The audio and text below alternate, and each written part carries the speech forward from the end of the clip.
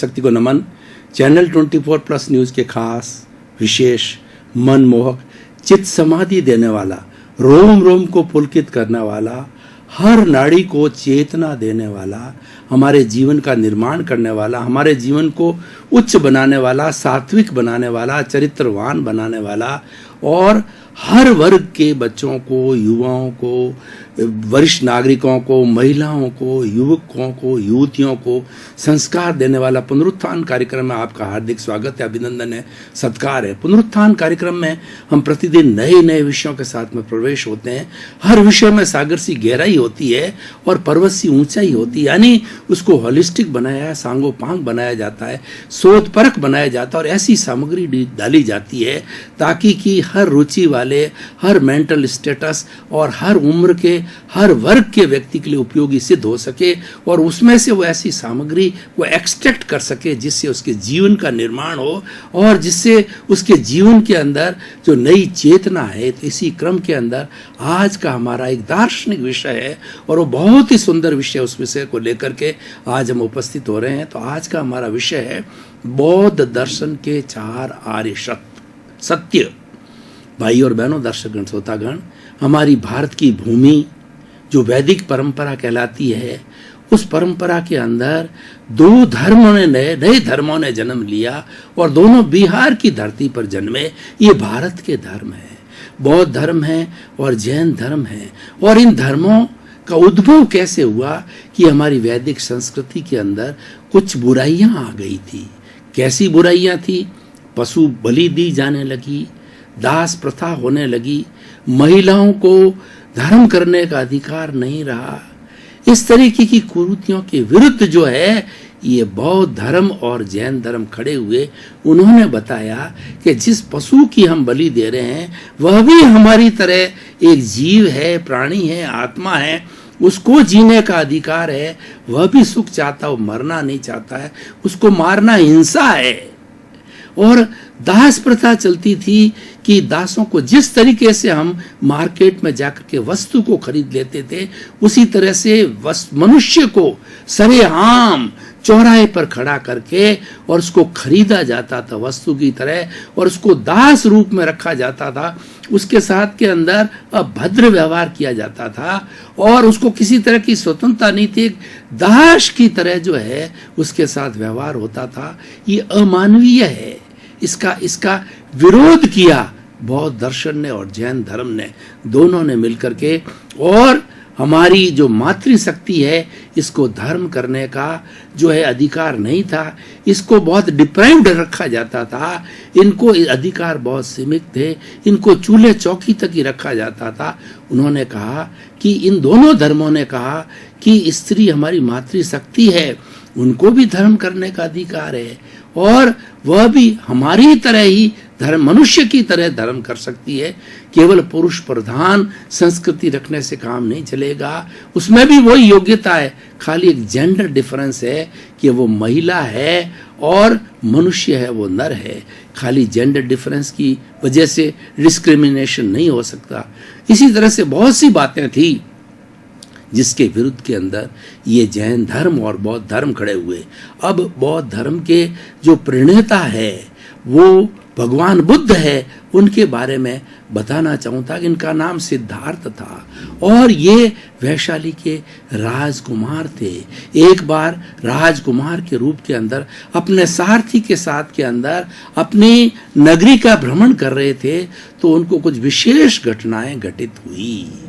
पहले उन्होंने देखा कि एक मनुष्य की जो कमर है वो झुकी हुई, हाथ में लाठी ली हुई वो जा रहा था और वो जो युवा अवस्था में थे और उनके अंदर कुछ जिज्ञासा खड़ी हुई, वो उसका उत्तर जानना चाहते थे। तो उन्होंने सारथी को कहा कि ये क्या हो रहा है। तो सारथी ने बताया कि राजन, ये बूढ़ा हो गया है और इसकी इंद्रियां कमजोर पड़ गई है, इसकी कमर झुक गई है, इसीलिए ये लाठी के सहारे चल रहा है। कि बुढ़ापा भी आता है इंसान को कि हाँ राजन, बुढ़ापा आता है। थोड़ी दूर आगे चले तो उन्होंने देखा कि शव यात्रा जा रही थी। शव यात्रा के अंदर राम नाम सत्य बोला जा रहा था, तो उन्होंने कहा कि ये क्या हो रहा है। उन्होंने कहा कि उस सारथी ने कहा कि राजन, ये जो है राजकुमार, ये जो व्यक्ति मर गया तो इसको जलाने के लिए ले जा रहे हैं कि व्यक्ति मरता भी है क्या? बिल्कुल, हर व्यक्ति जो है मरता है, जो जन्म लेता है वो मरता है। हर चेतनावान प्राणी जन्म के साथ साथ उसकी मृत्यु भी होती है। इस धरती पर कोई अमर नहीं है। इस तरीके से थोड़ा आगे चले तो उनको जो है वो गीत सुनाई दे रहे थे, मधुर संगीत। उस गीतों के अंदर किसी का जन्मोत्सव मनाया जा रहा था और बड़े सुंदर गीत चल रहे थे। थोड़ी दूर आगे चले तो वो गीत बंद हो गए और रोने की शहनाई सी बजने लगी। उनका ये इतने थोड़े से अंतराल के अंदर ये क्या परिवर्तन हुआ? उन्होंने कहा, सारथी ने कहा कि राजकुमार, जो बच्चा अभी अभी जन्मा था वो मर गया। अच्छा, जन्म के साथ ही मर गया। तो ये चीजें उनके दिमाग पर ऐसे हावी हो गई कि मुझे तो वह रास्ता चाहिए जो अमृतत्व को प्राप्त होता है। थोड़ी देर आगे चले, एक व्यक्ति जो भगमे वस्त्रों के अंदर बैठा था, तो राजकुमार सिद्धार्थ ने जो है सारथी को पूछा कि ये क्या है, कि ये साधु है, इन्होंने मोह माया छोड़ दी है और मोह माया छोड़ करके संन्यास ले लिया है और ये अपनी आत्म मुक्ति की साधना कर रहे हैं। इसका बहुत सुंदर इंप्रेशन उन्होंने पढ़ा और उन्होंने कहा कि मुझे भी अमरता को प्राप्त करना है। और वो अपनी पत्नी और बेटे राहुल को जो है अर्धरात्रि के अंदर छोड़ करके चले गए और दीक्षित हो गए। जब उन्होंने साधना प्रारंभ की तो शुरू के अंदर उन्होंने कठोर तपस्या की, तो कठोर तपस्या के बाद के अंदर उनको कोई रिजल्ट मालूम नहीं पड़े। तो उसके बाद के अंदर उन्होंने मेडिटेशन चालू किया कि सच्चाई क्या है, सनातन सत्य क्या है, कुदरत का कानून क्या है। उसके ऊपर उन्होंने जो है मेडिटेशन चालू किया। तो मेडिटेशन चालू करने के बाद में उनको जो अनुभूति हुई, 4 आर्य सत्यों की अनुभूति हुई। वही आज का हमारा विषय है कि बौद्ध दर्शन के 4 आर्य सत्य क्या है। पहला आर्य सत्य है कि दुख सर्वत्र व्याप्त है, सोरो इज ओमनी प्रेजेंट। इसकी व्याख्या हम अलग अलग धीरे धीरे करेंगे। और दूसरा उनको एक आर्य सत्य की उन्होंने स्थापना की कि इस दुख का कारण तृष्णा है, द कॉज ऑफ द सोरो इज विशेस। तीसरा है कि इस दुख के कारण को मिटाया जा सकता है। अगर हम तृष्णाओं को मिटाएं, कामना न करें, तो दुख को मिटाया जा सकता है। If this all wishes vanishes, then sorrow will also vanish।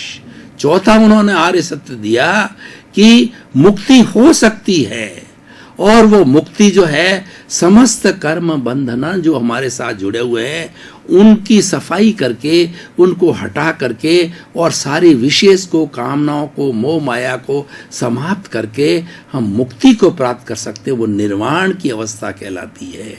तो भाई और बहनों, दर्शकगण, श्रोतागण, हमारा सारा जीवन इन 4 आर्य सत्यों के इर्द गिर्द घूमता है और हम 4 आर्य सत्यों को अपने जीवन के अंदर आत्मसात कर दें, हृदयंगम कर लें, तो हमारे जीवन में कोई दुख नहीं होगा और हमारा मनुष्य जीवन का सार निकल जाएगा। हमारे मनुष्य जीवन का सारांश है मुक्ति को प्राप्त करना और वही ये 4 सत्यों का उद्देश्य निर्वाण की प्राप्ति करना। तो पहला आर्य सत्य हम लेते हैं कि सोरो इज ओमनी प्रेजेंट। भाई और बहनों, दर्शकगण, श्रोतागण, भगवान बुद्ध ने एक व्यक्ति को भेजा कि तुम ये चावल लेकर के जाओ और अपनी नगरी में भ्रमण करो, कि ये चावल उस व्यक्ति को देना कि जिसके घर, किसी के घर के अंदर किसी प्रकार का कभी दुख न आया हो। तो वह व्यक्ति जो है वो गया दूत और वो हर घर घर घूमा, लेकिन हर एक ने बताया कि कुछ न कुछ उनको दुख है या दुख आया था। तो इस तरीके से वो चावल लेकर के वापस आ गया। तो भगवान ने कहा कि सोरो इज ओमनी प्रेजेंट, यानी दुख सर्वत्र व्याप्त है। देखिए, व्यक्ति गृहस्थी होता है तो बड़ा परिवार होता है, परिवार के अंदर किसी के अंदर कभी घाटा चला जाता है, नफ़ा चला जाता है, कोई बीमार हो जाता है, कोई गुजर जाता है, कोई बिछुड़ जाता है, किसी व्यक्ति के जो है किसी भी तरह का और दुख आ जाता है, चोरी हो जाती है, घाटा लग जाता है। तो इस तरीके से कई तरह के दुख है मनुष्य के जीवन में आ जाते हैं। हम इस शरीर को देखें, शरीर के लिए कहा गया है शरीर व्याधि मंदिरम। किसी भी उम्र का बच्चा हो, किसी उम्र का व्यक्ति हो, उसको व्याधि कभी भी आ सकती है। छोटी व्याधि आ सकती है, बड़ी व्याधि आ सकती है। हमारे चिंतन को देखिए, हमारे 3 जो है मुख्य योग है, मन, वचन और काया। मन के अंदर हमारे कभी चिंतन आता है, अच्छा चिंतन आ जाता है, कभी हमारा निराशा का चिंतन आ जाता है। वचन है, वचन के द्वारा जैसे जैसे हमारे भीतर जो कर्मों का उदय होता है, तो कभी हम किसी के साथ मीठा बोलते हैं, अच्छा व्यवहार करते हैं, और कभी हम किसी के साथ में क्रोध में आकर के बुरा व्यवहार करने जाते हैं। उसी तरीके से शरीर है, कभी क्रोध के वशीभूत होकर किसी को थप्पड़ मार देता है, किसी की हिंसा कर देता है और किसी के साथ दुर्व्यवहार कर लेता है। यानी ये जो है दुख हर वक्त चलता रहता है और हर एक के साथ होता है। हर जीवित प्राणी के साथ में दुख होता है। दुख सर्वत्र व्याप्त है, सोरो इज ओमनी प्रेजेंट। और इस दुख का कारण जो है, दूसरा जो हमारा आर्य सत्य है, दुख का कारण विशेष है, हमारी कामनाएं हैं, हमारी तृष्णाएं हैं, हमारी इच्छाएं हैं, हमारी लालसाएं हैं। देखिए कि हर व्यक्ति आगे बढ़ना चाहता है, हर व्यक्ति लालसा करता है, हर व्यक्ति तृष्णा करता है। जो आज जो सैकड़ों पति है वो लखपति बनना चाहता है, लखपति करोड़पति बनना चाहता है, करोड़पति जो है अरबपति बनना चाहता है। इस तरीके से हमारी इन तृष्णाओं का, इन लालसाओं का कोई अंत नहीं है। लालसाओं के लिए कहा गया है कि चाह गई चिंता मिटी और मनुआ बेपरवाह, जिनको कुछ न चाहिए सो ही शहंशाह। शहंशाह कौन होते हैं? जिनको कुछ नहीं चाहिए, संतोषी को शहंशाह कहा जाता है। गज धन, गोधन, बाजी धन और रतन धन खान, जब आवे संतोष धन, सब धन धूरी समान। सबसे बड़ा धन है वो संतोष का धन है। संतोष व्यक्ति को आ जाता है तो सारी विशेष कामनाएं, तृष्णाएं, मनोकामनाएं सब विलीन हो जाती है, समाप्त हो जाती है। और वही दूसरा आर्य सत्य है कि हमें अपनी कामनाओं को कम करिए। एकदम कामनाएं समाप्त नहीं हो सकती है, क्योंकि हमारे भीतर भरा हुआ माल है। जन्म जन्मांतर के अंदर हमने लोगों के साथ में, प्राणियों के साथ में दोष किए हुए हैं। तो उन दोषों का जब उदय आता है कर्मों का, तो हम उसके वशीभूत होकर के वो कार्य करने जाते हैं। बुद्धि कर्मानुसारिणी बन जाती है, हमारी बुद्धि कर्मों के अनुसार चलने लग जाती है। लेकिन पुरुषार्थ किया जाए, हम कामनाओं को कम करें, इच्छाओं को कम करें, तृष्णा को कम करें, लालसाओं को कम करें, तो हमारा जीवन सादा जीवन उच्च विचार बन जाएगा। जब हमारी आवश्यकताएं, अपेक्षाएं कम हो जाएगी तो हम स्वतंत्र होने लग जाएंगे। जब लालसाएं बढ़ती जाएगी, और ये लालसाएं द्रौपदी के चीर की तरह होती है, ये बढ़ती जाती है। ऐसा कहा जाता है कि विषय नर की लालसा और पाम रोज की खाज, लोभी की धन लालसा और तीनों बेअंदाज। लोभी की धन लालसा और हमारी पाम रोग होती है उसकी खाज, और इस तरीके से विषयी नर होता है, उसकी जो है कामुकता की भावना ये बढ़ती जाती है। और ये जो है वो आग में घी डालने के समान है। इनको वशीभूत करना चाहिए, इन पर नियंत्रण करना चाहिए, इन पर कंट्रोल करना चाहिए। ये दूसरा आर्य सत्य है कि हमें अपनी कामनाओं को कम करो, अपनी तृष्णाओं को कम किया जाए। तीसरा यह है कि दुख को समाप्त किया जा सकता है। दुख को समाप्त कैसे किया जा सकता है? आप इच्छा मत कीजिए, दुख समाप्त हो जाएगा। जितने भी ये वैरागी लोग होते हैं, साधु संत होते हैं, ये कोई इच्छा नहीं करते हैं। वो तो इच्छाओं को जो उस पर अंकुश लगाते हैं, इच्छाओं पे नियंत्रण करते हैं। और ये इच्छाएं हैं, ये लालसाएं हैं, ये राग द्वेष है, इसी कारण से कर्म का बंधन होता है। वो इससे छुटकारा पाते हैं और धीरे धीरे वैराग्य के द्वारा जो है इन इच्छाओं को कम किया जा सकता है। और जितनी जितनी हमारी इच्छाएं कम होती जाएगी, हमारा सुख बढ़ता जाएगा। क्योंकि दुख का सबसे बड़ा कारण अज्ञान है। और अज्ञान क्या है कि स्वयं को कर्ता समझना, मैंने किया, ये मेरा घर, ये मेरा मकान, मैं और मेरा जितना कर्तापन है, यही कर्ता भाव ही दुख का कारण है। ये विभाव है, वास्तव में हम कर्ता नहीं हो सकते। कर्ता तो व्यवस्थित शक्ति है, कर्ता कराने वाली ये प्रकृति है, हम तो उस प्रकृति में से मात्र एक निमित्त है।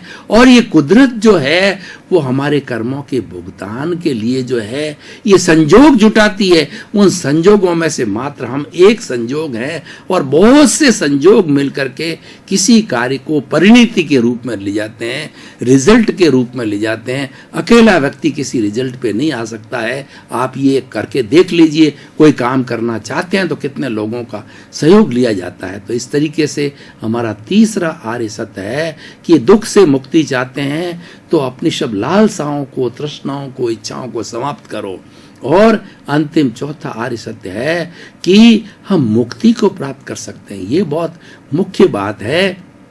मुक्त जो हमारी आत्मा होती है वो अनंत ज्ञान वाली होती है, वो अनंत दर्शन वाली होती है, वो अनंत शक्ति वाली होती है और अनंत सुख का धाम है। मुक्ति को प्राप्त करने के बाद निशेष कुछ भी प्राप्त नहीं करना होता है, क्योंकि मुक्त होने के बाद में हमारी आत्मा अजर, अमर, अविनाशी और वह अशरीरी हो जाती है, अक्रिया रूप में हो जाती है।